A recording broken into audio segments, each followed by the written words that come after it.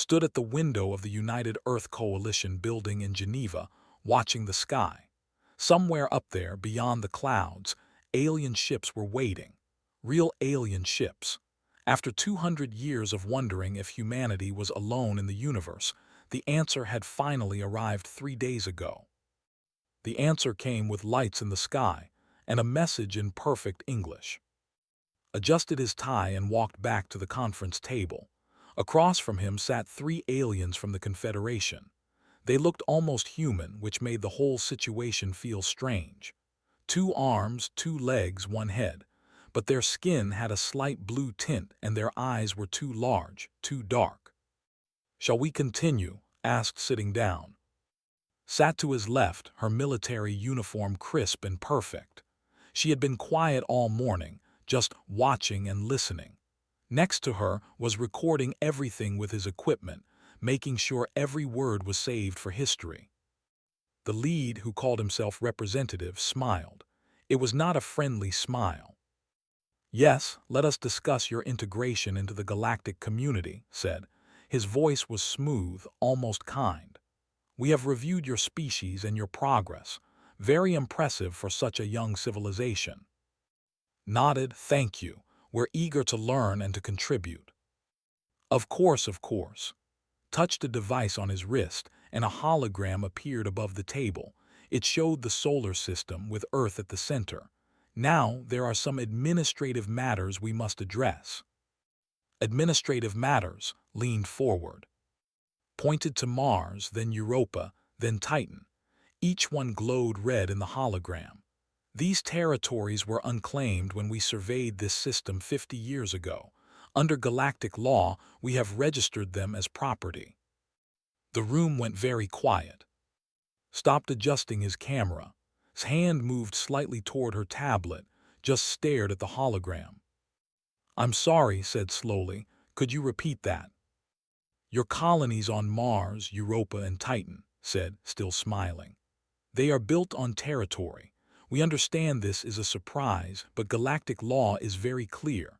A species must be classified as Class 2 or higher to claim multiple worlds. Earth is currently classified as Class 4 developing." "There are 15,000 people on Mars," said. His voice was calm, but something cold had entered it. 8,000 on Europa, 5,000 on Titan. They have been there for decades." The second, a female named, spoke up. "We understand your primitive expansion attempts are important to you. They are quite adorable, really. But you must understand the realities of galactic civilization." "Adorable." His jaw tightened, but she said nothing. "We are prepared to offer Earth a junior partnership status," continued. "You will have representation in our confederation. In time, perhaps a century or two, you may earn full sovereignty. But for now, we must ask you to evacuate non-essential personnel from our territories." "Non-essential personnel," repeated. "Yes, we are not unreasonable. Scientists and researchers may stay under supervision, but the families, the miners, the farmers, they must return to Earth." Waved his hand like he was discussing the weather. "We are giving you 30 days. This is quite generous, actually. Other species received only 10. She looked back at him, and something passed between them. A question and an answer, all without words. "I see," said he. Stood up slowly. "And if we refuse?" Smile faded slightly. "Refusal would be unwise. The Confederation has maintained peace in this region of space for 600 years. We do this through strength and clear rules. You are welcome to join us, or you can face the consequences of isolation." "Isolation," said, "not military action." "We do not make war on children," said, "but we do enforce our laws." Stood up now, too. She walked slowly around the table, looking at each alien carefully. Knew what she was doing. She was a soldier. She was counting exits, checking weapons, analyzing threats. Old habits. "Tell me," said casually, "when did you last scan our military capabilities?" Looked confused. "We scanned your system 50 years ago, as I mentioned. Your technology level was assessed then." 50 years, repeated. She almost smiled. And you haven't checked since. There was no need, said. Technological development follows predictable patterns. A Class 4 species advances at a known rate. Made a small sound. It might have been a cough. It might have been a laugh. Walked back to the window. He looked up at the sky again, thinking about the ships up there. Thinking about Mars and Europa and Titan. Thinking about the people who had been born on those worlds who called them home. 30 days, said. Yes. And then you will return for our formal response. Exactly, said. He seemed pleased that was being reasonable. We appreciate your cooperation. This will make everything much smoother. Turned around. He smiled, and it was a very different smile from S. Then we will see you in 30 days, representative. We will have our formal response ready. The aliens stood and bowed slightly, a gesture of respect from their culture. Bowed back. Bowed. The left, escorted by human security guards. When the door closed, let out a long breath. They have no idea, do they? None, said. She was already typing on her tablet, sending encrypted messages. They're using 50-year-old data. They think we're still using chemical rockets and basic satellites. Sat down heavily. How long until the council meets? Is calling an emergency session now, said. He wants to know if this is really happening. It's happening. Pulled up his own tablet and began writing. We need to contact every colony. Tell them to stay calm. Tell them not to panic. And tell them what else? Asked. Looked at his two colleagues. Tell them to stay exactly where they are. Tell them that Earth has not abandoned them. And tell them to activate Protocol Sentinel. His eyes widened slightly. You're sure? They came to our system, scanned our colonies, and decided to take them without asking. They called our people non-essential. They called our civilization adorable. His voice was still calm, but now there was steel underneath it. Yes, I'm sure. He looked back at the sky one more time. We're not mad, he said quietly. We're just upset, and we're very, very armed. Picked up his camera. This is going to change everything. It already has, said. Began typing the message that would go out to every human colony, every ship, every station. The message that would wake up systems that had been sleeping for decades, waiting for this exact moment. 30 days. The thought that was generous. They had no idea what humanity could do in 30 days. Outside, the sky looked peaceful and blue, but soon, very soon, it would be filled with something else. Not war, not yet. Just a very clear, very simple message. These worlds are ours, and we will not give them up. The hidden base on the dark side of the moon had been silent for 23 years. Now, every screen was lighting up. Every system was coming online. Deep beneath the lunar rock, in chambers that officially did not exist, Admiral watched his command center wake up like a sleeping giant. All stations reporting ready, said a young officer at the communications desk. Fleet Alpha through Fleet Echo are awaiting orders. Nodded slowly. He had hoped he would never need to give these orders. He had spent 2 decades preparing for this moment while hopping it would never come. Begin Operation Lighthouse, he said. I want every ship ready to move in 48 hours. Across the solar system, hidden doors were opening. In the asteroid belt, what looked like mining stations rotated slightly, revealing weapons that had been disguised as drilling equipment. On Europa, beneath the ice, submarine docks began flooding their launch tubes. In the cloud, so far from the sun that sunlight was just another star, massive ships uncoupled from their hiding places among the frozen rocks. Humanity had been busy for 50 years. Sara stood in the engineering bay of Luna Base, looking up at the ship that everyone called her baby. The ECS Prometheus was not the biggest ship in Earth's hidden fleet, but it was the first. She had designed it herself 20 years ago when she was fresh out of university and full of ideas. She's beautiful, said a voice behind her. Sora turned to see Minu walking across the bay. The intelligence director looked tired, but then he always looked tired. That was what happened when you spent your life keeping secrets. She's ready, Sora said. They all are. Every ship, every weapon, every system. We've been testing them in secret for years. I know. Minu looked up at the ship. I helped cover up most of those tests. Do you remember when we told everyone that explosion near Jupiter was a solar flare? Sora laughed. That was us testing the new system. We put a hole through a small moon. The don't know about, do they? Minu asked. No, they use energy weapons, lasers, plasma, things like that. Their shields are designed to disperse energy. Sora smiled. They're not designed to stop a chunk of metal moving at a significant fraction of light speed. Physics is the same everywhere in the universe, Minu said. Exactly, and we weaponized it. Minu pulled out his tablet. I need to show you something. We've been monitoring communication since they arrived. They're not even using encryption that we can't break. He showed her the intercepted messages. Sora read them, her expression growing darker with each line. They're laughing at us, she said. Yes, they think this is already over. They think we'll just give up and evacuate our people. Minu's voice was cold. They've done this before, to other species. Young civilizations that just joined the galaxy.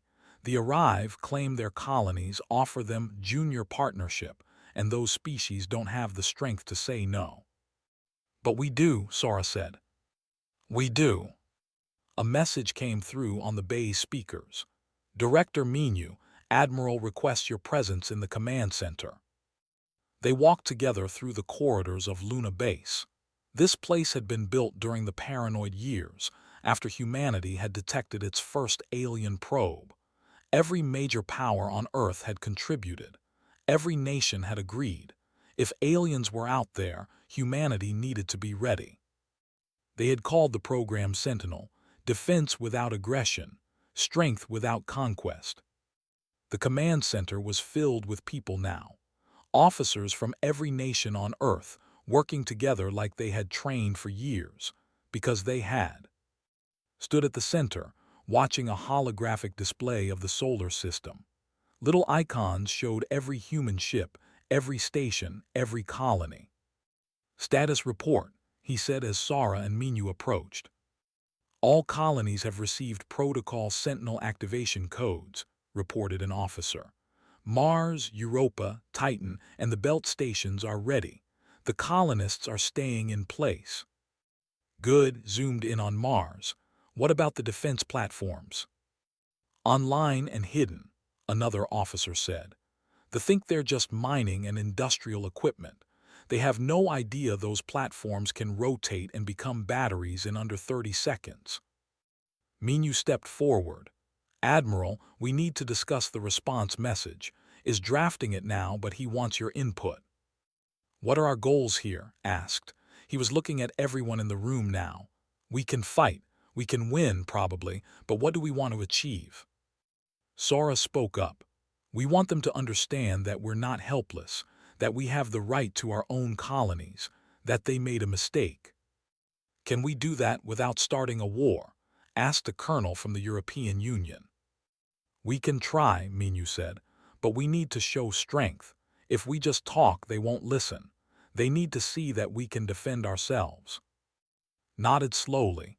Then we need a demonstration, something that makes our point clearly. I have an idea, Sora said. Their ships are in high orbit around Earth. We could scan them with our most powerful sensors. Let them know we can see every detail of their ships, every weapon, every weak point. And then include that data in our response message, Minu added. Show them we know exactly how their technology works. They'll realize we've been studying them, said. Yes, and they'll realize that we're not as primitive as they thought. An officer at the communications station raised her hand. Admiral, we're receiving the draft message from Geneva. Director wants your approval. The message appeared on the main screen. Everyone in the command center read it in silence. It was polite, it was formal. It was very, very clear. The message explained that the colonies were occupied by human citizens, that humanity claimed sovereignty over these territories, that they had made an unfortunate mistake based on outdated information. And then at the end there was a data package, complete technical scans of every ship in orbit, detailed analysis of their shield frequencies, weapon ranges, power systems, everything. "It's perfect," Sora whispered. "It's a threat without making a threat," Minyu said. "We're saying we can see you, we understand you, we could hurt you if we wanted to, but we're choosing to talk instead." Read the message 3 times, then he looked at his officers. "Send it," he said, "and begin fleet deployment. I want every ship in position but hidden. When they come back in 30 days, I want them to see exactly what they're dealing with." "What if they attack before then?" someone asked. "They won't," Minyu said. "This message will confuse them. They'll need time to verify the data, to discuss it with their leadership. They'll need to understand how we got this information. And while they're confused," said, "we'll be getting ready." The message was sent. Up in orbit, on the flagship, alarms began to sound. Their sensors had detected the scanning beams. Their computers were analyzing the data package that had just been transmitted. Representative stared at his screen in disbelief. "How did they?" he started to say. But he had no idea how to finish that sentence. On Earth, sat in his office and watched the night sky. Somewhere up there, the aliens were reading his message. They were realizing that Earth was not what they had expected. His tablet buzzed.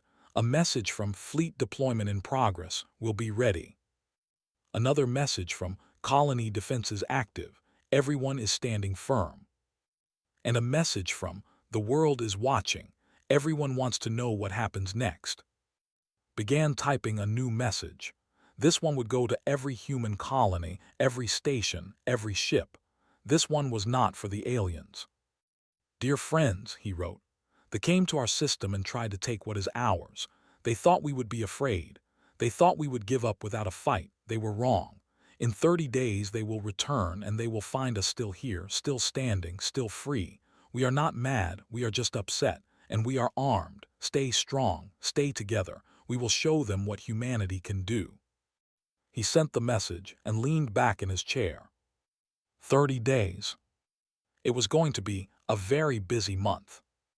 Day 28, 2 days before the deadline. The compliance fleet dropped out of faster-than-light travel at the edge of the Mars system. 50 warships, each one larger than anything humanity had ever built. Or so the thought. Commander stood on the bridge of the lead ship, looking at the red planet on his displays. "Begin scanning for human vessels.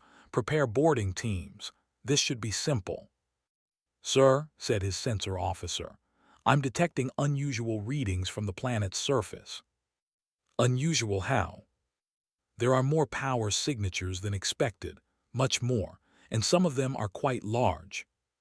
Frowned. "They probably built more mining equipment. Ignore it. Find their ships." On the surface of Mars, in the central dome of the main colony, Governor sat in his command chair and watched the alien fleet approach. Around him, his staff worked calmly at their stations. They had been practicing this for weeks. "Distance?" he asked. 200,000 kilometers and closing," said his tactical officer. "They're moving slowly, probably trying to scare us." "Are they scanning us?"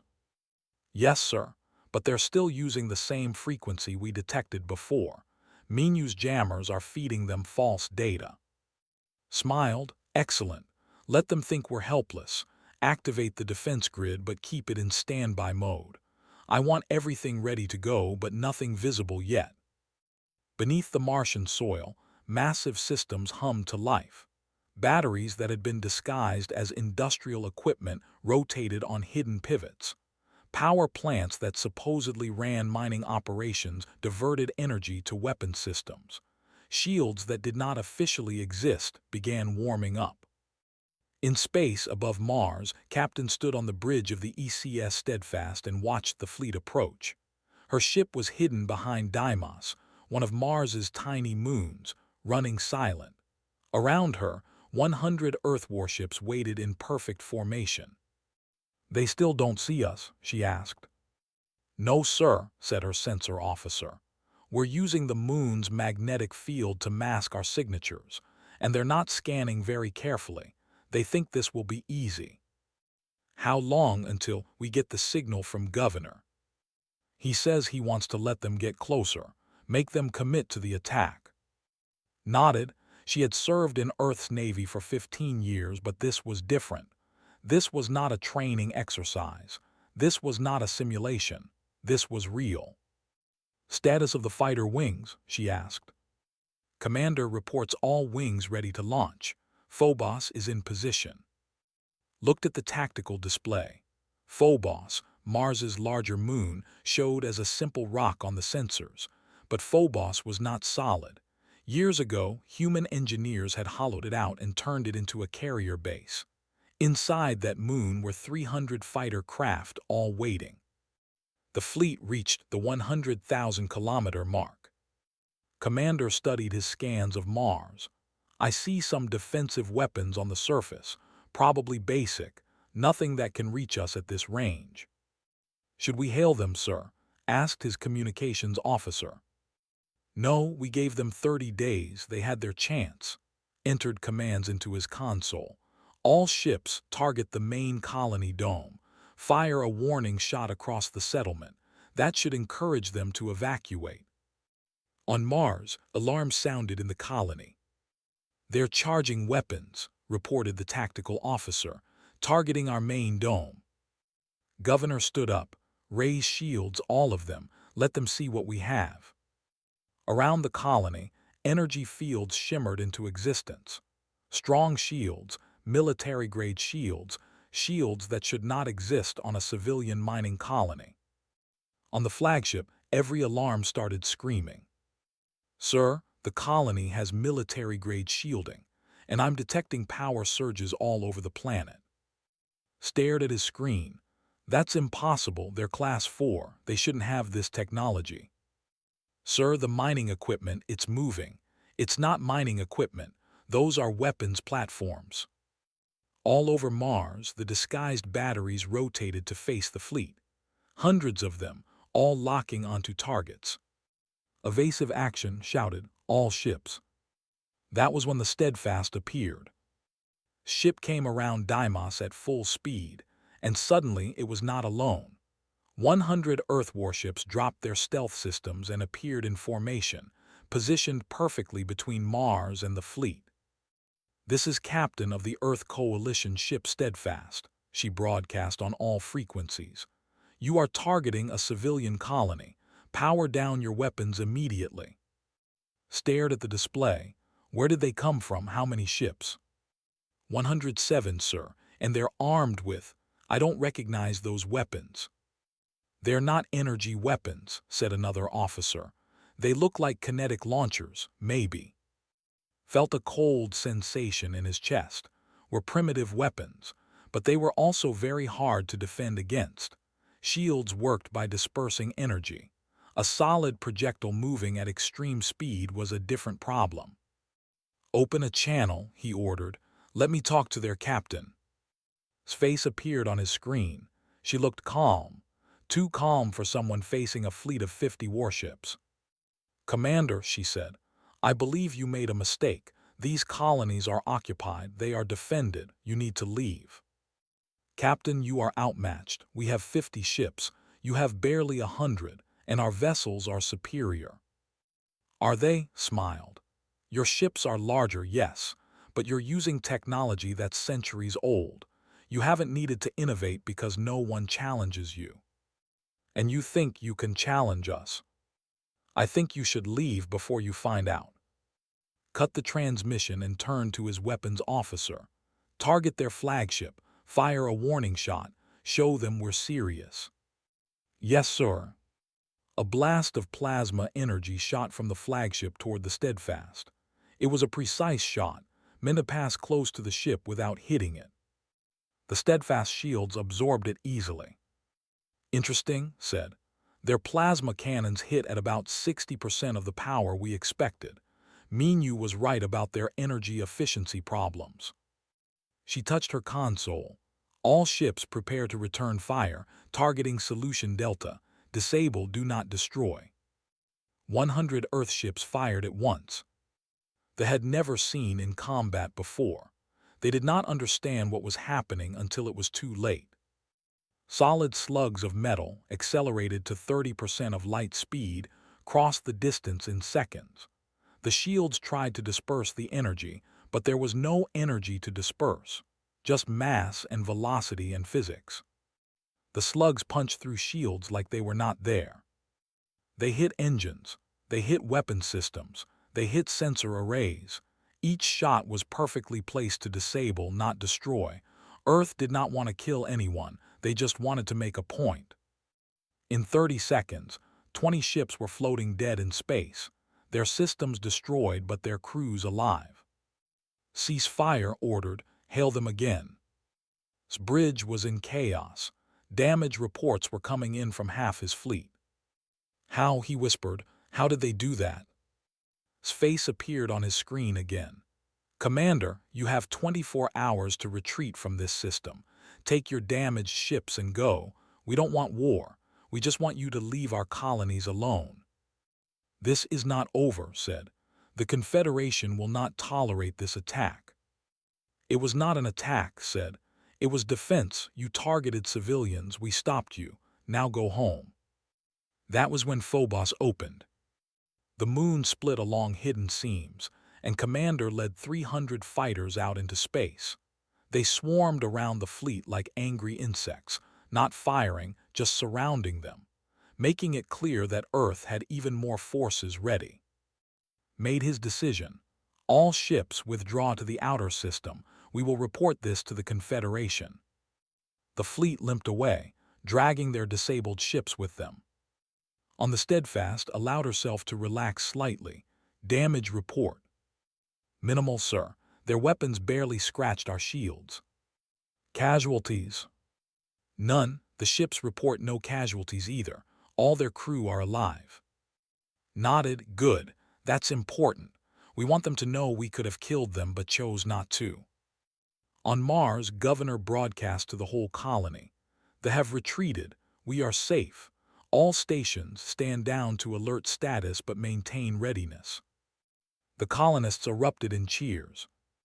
In Geneva, received the report and immediately began composing a message. This one would go to the Galactic Council, to the leadership, to anyone who would listen. Stood beside him. This is going to cause problems. I know, said. They won't accept this defeat quietly. They'll bring it to the council. They'll demand we be punished. And what will we say? Smiled. We'll tell the truth. We'll say that we asked them politely to leave. We'll say that we gave them warning. We'll say that we defended ourselves with minimum force. Will the council believe us? Minyu has recordings of everything. We have proof that we did not fire first. We have proof that we did not kill anyone. Looked at. We have proof that we're not the bad guys here. But we're also not harmless, said. No, agreed. We're not harmless, and that's exactly what we needed them to know. In the outer solar system, the fleet regrouped. Commander sent his report to the Confederation headquarters. The message was simple. The humans are armed, they are dangerous, and they are not afraid of us. In the council chambers, thousands of light years away, elder species read the report with great interest. Humanity had just announced itself to the galaxy. And the galaxy was paying attention. The council station floated in neutral space, far from any star. It was ancient, built by species that had been traveling the galaxy when Earth was still covered in dinosaurs. Inside, representatives from hundreds of worlds gathered to discuss the most important issues in known space. Today, they were discussing humanity. Ambassador walked through the massive corridors, trying not to look nervous. Beside her, carried a data pad filled with evidence and documents. They were the first humans to ever visit this place. Have you ever seen so many different species in one place? Whispered. Counted quickly. She saw beings with 4 arms, beings that floated instead of walking, beings that looked like living crystals. No, this is incredible. An escort met them at the entrance to the council chamber. The escort was a tall, thin being with silver skin who introduced itself as a council aide. Ambassador Specialist, the council will see you now. Please remember, you may not speak unless asked a direct question. They have already presented their case. What did they say? Asked. The aide's expression was unreadable. They say you attacked them without provocation. They say you are a dangerous species that cannot be trusted. They want you sanctioned and your colonies forcibly removed. And exchanged looks. This was going to be difficult. The council chamber was enormous. 8 massive seats were arranged in a circle, each one holding a representative of the oldest species in the galaxy. Below them, in a smaller circle, sat representatives from younger civilizations. And in the center was a platform where witnesses stood. The delegation was already there. Representative looked angry. When he saw, his expression darkened even more. The council recognizes Ambassador of Earth, said a deep voice. Looked up. The speaker was a being that looked like living stone, ancient and massive. This was Counselor Thane, the leader of the Council of 8. Thank you, Counselor said. She walked to the center platform, trying not to shake. Every eye in the chamber was on her. The Confederation has brought serious charges against your species, Thane continued. They claim you fired upon their ships without warning. They claim you violated galactic law by refusing to evacuate claimed territories. They claim you are aggressive and dangerous. These claims are false, Counselor said. Stood up, false. We have 20 damaged ships. We have injured crew members. We have evidence. Please control yourself, Representative, said another counselor. This one looked like a being made of light, constantly shifting colors. Ambassador will present her evidence. Stepped forward and activated her data pad. Holographic displays filled the chamber. This is the first contact meeting between Earth and she said. These are complete recordings of everything that was said. The council watched as the meeting played out. They heard claim the human colonies. They heard him call humanity's expansion adorable. They heard him give the 30-day evacuation order. Several of the younger species representatives shifted uncomfortably in their seats. This is standard procedure, said. Class 4 species cannot claim multiple worlds. This is galactic law. Is it? Asked. She looked at the council. We have reviewed your laws very carefully. There is no law that says a species cannot settle multiple worlds in their own star system. That law only applies to systems claimed by other species. Thane leaned forward. This is correct. The law prevents expansion into occupied systems, not development within your own system. But the territories were unclaimed when we surveyed them, protested. They were claimed by humanity, said. Our people were already there, living there, working there, being born there. Another hologram appeared. This one showed the fleet approaching Mars. This is footage from our monitoring satellites, said. You can see the ships charging weapons and targeting our civilian colony. They fired first. A warning shot, shouted. We were trying to encourage evacuation. You targeted a dome containing 12,000 civilians, including 3,000 children, said coldly. You call that a warning? The chamber went very quiet. The next footage shows our defense, continued. The council watched as Earth ships appeared and disabled the vessels with precise shots. Notice, said, that we targeted only weapons and engines. We did not target life support. We did not target crew quarters. We disabled their ships without killing anyone because we don't want war. We want to be left alone. Counselor Thane studied the footage. Your weapons technology is impressive. Kinetic weapons, not energy-based, very effective against shields. We studied the probe that entered our system 50 years ago, admitted. We learned about their technology. We prepared. You prepared for war, said. We prepared to defend ourselves, corrected. There is a difference. A new counselor spoke, one that looked like a massive insect. How long have you been preparing? 50 years, said. Since we found the first probe, since we knew we were not alone, we hoped for peaceful contact, but we prepared for the alternative. Because you are aggressive, said. Because we read history books, shot back. Because we know what happens to weak civilizations when they meet strong ones. Because we decided we would not be victims. Brought up more data. We have intercepted communications. With your permission, counselors, I would like to share them. Thane nodded. The chamber filled with messages. They were reports about other species, other young civilizations. The pattern was clear. They would arrive, claim territories, offer junior partnership, and the species would have no choice but to accept. You've been doing this for 600 years, said, looking at, taking advantage of species that can't defend themselves, making them dependent on you, controlling them. That is not started. It's all here, said, documented, recorded, proven. The younger species representatives were talking among themselves now, some looking angry, some looking frightened. Thane raised a hand for silence. This is very troubling. Representative, how do you respond to these accusations? Looked around the chamber. We were following the law. We were maintaining order. These younger species need guidance. They need sovereignty, said. They need the right to develop at their own pace in their own space without being controlled by older powers. And what happens when they become dangerous? Asked. What happens when they develop weapons and turn them against the galaxy? You've just proven how dangerous a young species can be.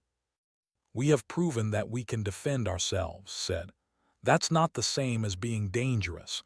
We didn't attack we didn't invade your space. We defended our colonies when you tried to take them. Counselor Thane looked at the other members of the council. They seemed to be communicating silently, in ways that could not understand. Finally, Thane spoke. The council has reviewed the evidence. We find that Earth acted in self-defense. The claim on human colonies is rejected. Stood up furious. This is outrageous, they attacked us. After you targeted their civilians, said the insect counselor. After you claimed their territories without negotiation. After you assumed they were helpless. Furthermore, Thane continued, the Council finds that the Confederation has been abusing its position to exploit younger civilizations. This ends now. They will pay reparations to Earth for damages and will formally apologize. We will not started. You will, Thane said, and his voice echoed through the chamber like thunder. Or the Council will sanction the Confederation. We have tolerated your behavior because you maintained peace, but exploitation is not peace. It is just slow conquest. Felt her heart racing. They had won, actually won. As for Earth, Thane looked at her, your species has proven itself capable of both strength and restraint. This is rare. Most species are either too aggressive or too passive. You seem to have found a balance. We try, Counselor said. The Council recognizes Earth as a sovereign species with full rights to all territories within your home system. You may develop as you wish, trade with whom you wish, and defend yourselves as necessary. Thank you, Counselor. However, Thane continued, we must discuss your military capabilities. The weapons you demonstrated are quite advanced. Where did you develop this technology? Stepped forward. We developed it ourselves, Counselor, using the basic principles of physics. Kinetic energy weapons are actually quite simple compared to energy weapons. We just accelerate mass to very high speeds. The light-based Counselor made a sound like chimes. Simple. You operate at velocities we have not seen in conventional weapons. Because we needed them to, said. We knew we would be outmatched in technology, so we focused on what we could build with what we had. Physics is the same everywhere. Mass times velocity equals momentum. We just made the velocity very high.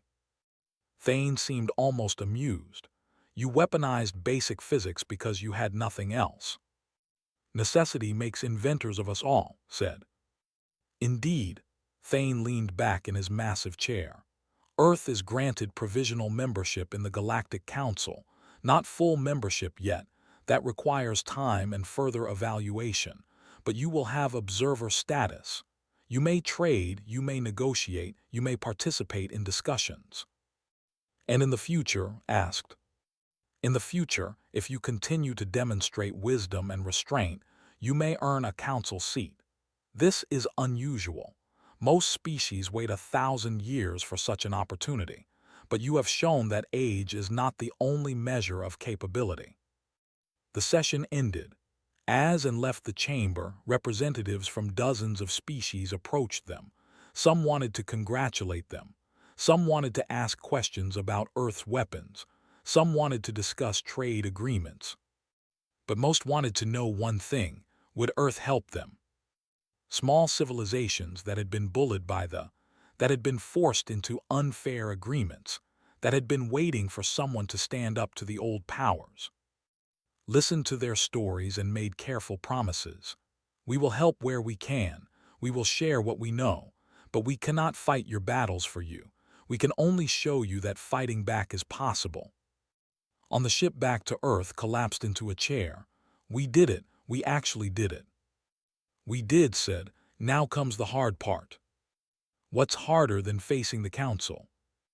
Living up to their expectations, said. We told them we're not dangerous. Now we have to prove it. 5 years had passed since they tried to take humanity's colonies. 5 years since Earth announced itself to the galaxy with determination. The solar system looked different now. Mars had grown from 12,000 people to 50,000. The red planet's dome stretched across the surface like bubbles of light. Europa's underwater cities hosted 20,000 souls who had never seen open sky. Titan's methane seas were home to floating research platforms and industrial complexes. And Earth had built more, much more. In the asteroid belt, stations processed minerals and manufactured goods for trade with a dozen alien species. Near Jupiter, massive shipyards constructed vessels for both human and alien customers. Earth's technology had become famous across the galaxy. Counselor stood at the window of the council station, looking out at the stars. His hair was grayer now, and his face showed the lines of 5 years spent negotiating, mediating, and occasionally threatening. But he was smiling. Behind him, the council chamber was in session. Today they were discussing a trade dispute between 2 minor species. Nothing dramatic, just the everyday work of keeping the galaxy running smoothly. Lost in thought, asked a familiar voice. Turned to see Counselor Thane approaching, the massive stone-like being moved with surprising grace. Just remembering, said.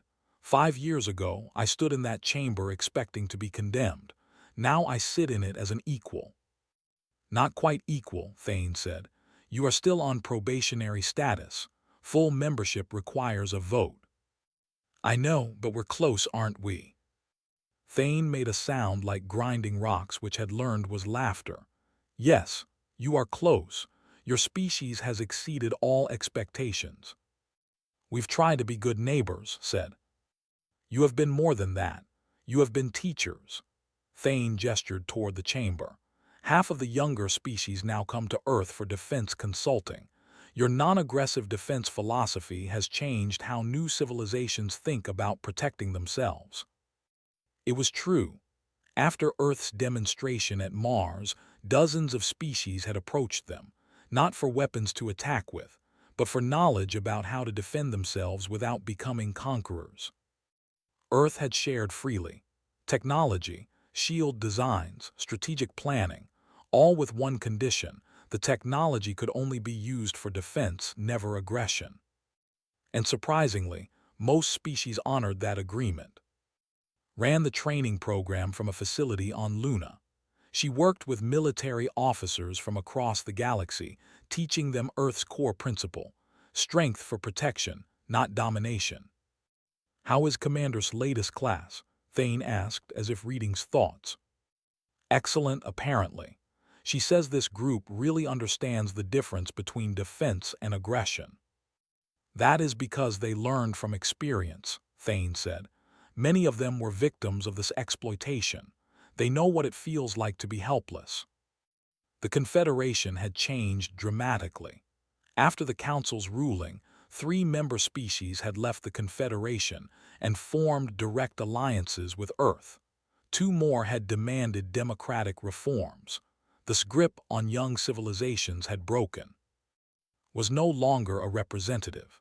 He had been replaced by a younger named, who actually seemed interested in cooperation rather than domination.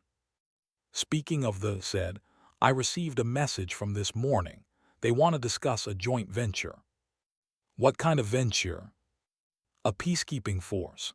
Combined and Earthships patrolling neutral space. They think our different approaches to security would complement each other." Thane nodded slowly. "And what do you think?" "I think it's exactly the kind of thing we should be doing, working together instead of competing, building trust." "Then you should accept," Thane said. "The Council would support such an initiative." In orbit around Earth, Captain commanded a very different fleet than she had 5 years ago. The ECS Steadfast was now the flagship of a mixed squadron: human ships, alien ships, all working together. Her crew included officers from 5 different species. Her helmsman was a 4-armed being from. Her weapons officer was human. Her engineer was a living crystal who communicated through light patterns. "Captain," said her communications officer, "we're receiving a distress call. It's from a colony ship. They're under attack by pirates." "Where?" "Sector 77 Delta, about 3 hours away at maximum speed." Didn't hesitate. "Set course. All ships prepare for combat. Get your fighters ready." Commander still led the fighter wings, though now he commanded a mix of human and alien pilots. They had developed tactics together, learning from each other's strengths. 3 hours later, they dropped into the sector and found chaos. A colony ship, barely armed, was trying to escape from 4 pirate vessels. The pirates were firing on the ship's engines, trying to disable it. "All ships defensive formation around the colony ship," ordered. "Pirates' vessels, this is Captain of the Earth Peacekeeping Force. Stand down immediately." The pirates responded by firing on the Steadfast. "That was a mistake," said calmly. "Return fire, disable their weapons and engines, send fighters to protect the colony ship." The battle was over in minutes. The pirates had expected an easy target. They found a coordinated force that had trained for exactly this situation. No one died. The pirates were disabled and captured. The colony ship was safe. "Thank you," said the colony ship's captain over the comm. "We didn't think anyone would come." "We came," said simply. "Stay safe out there." Back on Earth, Sora still ran the engineering program, but now she worked with alien scientists. Together, they had developed new technologies that neither species could have created alone. The latest breakthrough was a hybrid shield system that combined Earth's kinetic deflection technology with alien energy dissipation. It was more effective than either approach alone. "This is fascinating," said her research partner, an insect-like being named. "Your species thinks about problems so differently than we do." "How so?" Sora asked. "You always look for the simple solution, the basic approach. We tend to make things complicated." "Simple doesn't mean easy," Sora said. "It just means efficient." "That is wisdom," said. On Titan, Governor had expanded the colony into a major cultural center. The moon hosted festivals celebrating art and music from dozens of species. It had become a place where different civilizations met not to trade or negotiate, but simply to share their cultures. Walked through the main plaza, watching aliens and humans mingle together. A human musician played an instrument for a crowd of crystalline beings. An alien artist painted a mural while children from 3 species watched in fascination. "This is what we wanted," said a voice beside him. Turned to see who had come to visit. "Counselor, I didn't know you were here. I wanted to see how Titan was doing, and to remember why we fought. For this. For the right to build this. For the freedom to grow and create and share," smiled. "The thought we were primitive. They thought our colonies were just resource extraction. They never understood that we were building homes. And now Titan is more famous for its art galleries than its methane processing. I'd say we proved them wrong." Had become the galaxy's unofficial historian of first contact. His documentation of Earth's encounter with the was required reading at diplomatic academies across known space. He traveled constantly now, recording other species' stories, building a library of how different civilizations handled first contact, what worked and what didn't. "Why do you do this?" asked a young alien student at one of his lectures. "Because we almost got it wrong," said. "Earth was lucky. We had time to prepare. We had technology. Many species don't. I want them to learn from our experience so they can protect themselves." "Do you think there will be more conflicts like yours?" "I hope not," said. "But I think we need to be ready. The galaxy is big and not everyone is friendly, but most beings just want to live in peace. We need to protect that peace." On Mars, there was a memorial now. It stood in the main plaza where everyone could see it. The monument was simple, a piece of metal from the first ever fired in combat, mounted on a stone base with an inscription. Minu stood before it, reading the words he had helped write 5 years ago. "We came to the stars hopping for friends. We prepared for enemies. We found something in between, and we were ready." Beside him, Admiral placed a hand on the memorial, still relevant. "Always will be," Minu said. "That's the lesson we learned. Hope for the best, prepare for the worst, and never apologize for being ready." The new recruits coming to Luna next week.